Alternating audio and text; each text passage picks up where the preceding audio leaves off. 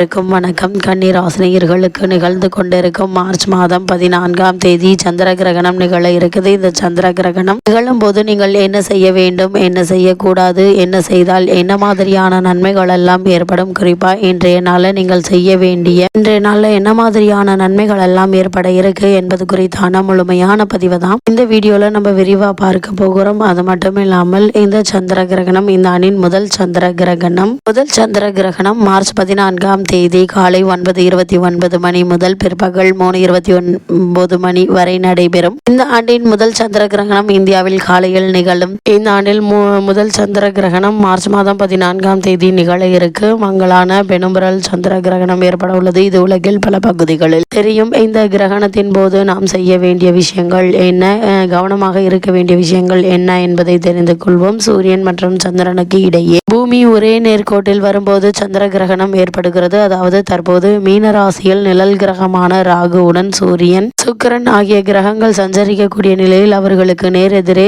சப்தமஸ்தானத்தில் கன்னி ராசியில் கேதுவுடன் சந்திரனும் சேர இருக்கிறார். இதனால் சந்திர கிரகணம் ஏற்படுகிறது. இந்த வகையில் நிகழ்ந்து கொண்டிருக்கும் மார்ச் மாதம் 14ஆம் தேதி வெள்ளிக்கிழமை சந்திர கிரகணம் நிகழ இருக்குது. இந்த சந்திர கிரகண நிகழ்வானது காலை 9:29 மணிக்கு தொடங்கி மாலை 3:29 மணிக்கு முடிவடைகிறது. இந்திய நேரப்படி இந்த சந்திர கிரகணமானது பகல் பொழுதில் நிகழ்கிறது. இந்திய நேரப்படி இந்தியாவில் பார்க்க முடியாது. சந்திர கிரகணம் எங்கு தெரியும் என்று பார்க்கும்போது இந்த சந்திர கிரகணமானது கிழக்கு ஆசியா, தென்மேற்கு ஐரோப்பா, கிழக்கு ஆப்பிரிக்கா, அட்லாண்டிக் பெருங்கடல், வடதுருவம் மற்றும் தென் துருவம், தென் அமெரிக்கா, பசிபிக் பெருங்கடல் உள்ளிட்ட பகுதிகளில் பார்க்க முடியும். இந்த சந்திர கிரகணத்தின் போது என்ன செய்யக்கூடாது என்று பார்க்கும்போது சந்திர கிரகணம் ஏற்படும் போது ஒரு சில விஷயங்களில் நாம் சிறப்பாக உடன் செலுத்த வேண்டும். அதே போல் ஏற்படும் போது எல்லாம் அதன் சூத காலம் அதற்கு 9 மணி நேரத்திற்கு முன் தொடங்கும். சூத காலத்தில் நாம் எந்த ஒரு சுப காரியங்களையும் செய்யக்கூடாது. மேலும் சந்திர கிரகணத்தின் போது உணவு சமைப்பதை, சாப்பிடுவதையும் தவிர்க்க வேண்டும். சந்திர கிரகண காலத்தில் தெய்வ சிலை தொடக்கூடாது, கோவிலுக்குள் நுழையக்கூடாது. கிரகண நேரத்தின் போது